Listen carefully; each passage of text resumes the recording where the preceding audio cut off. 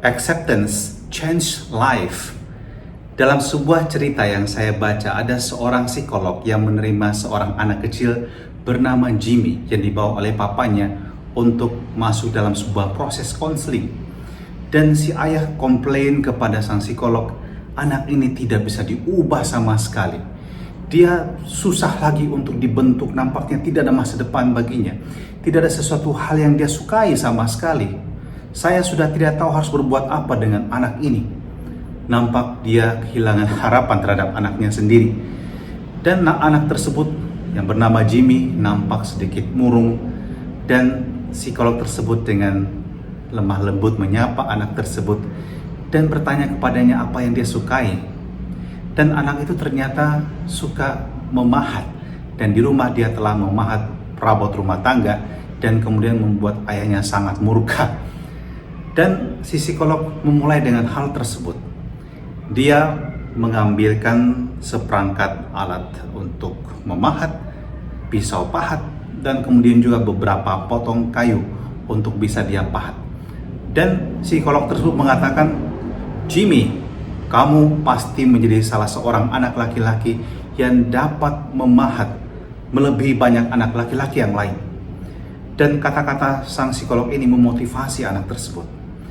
Singkat kata, dalam seluruh proses konseling, dalam sesi-sesi yang dilewati, anak tersebut mulai menemukan apa yang dia sukai dan dia merasa diterima oleh sang psikolog tersebut.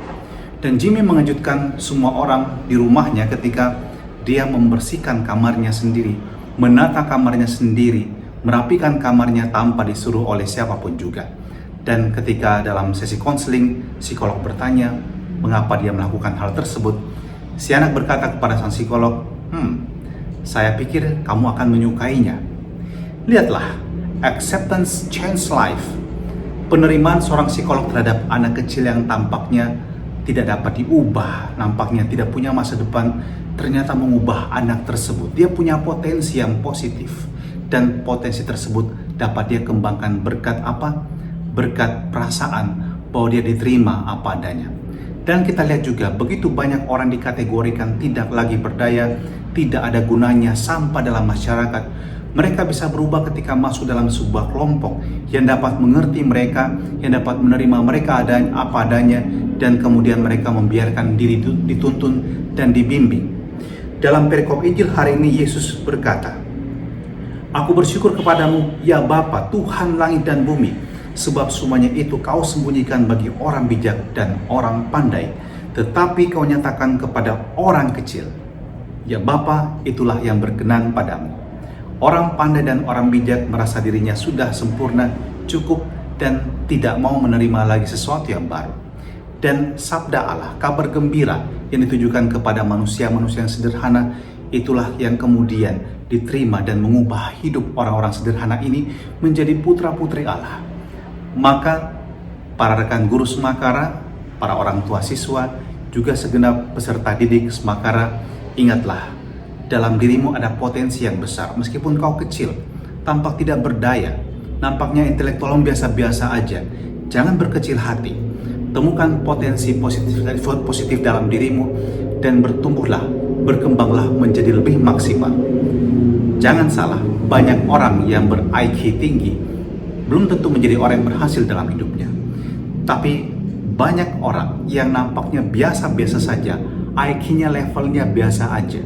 Tapi kalau mereka tekun dan mengembangkan emotional question-nya, mengembangkan spiritual question-nya, dia akan bertumbuh dan berkembang menjadi pribadi yang hebat.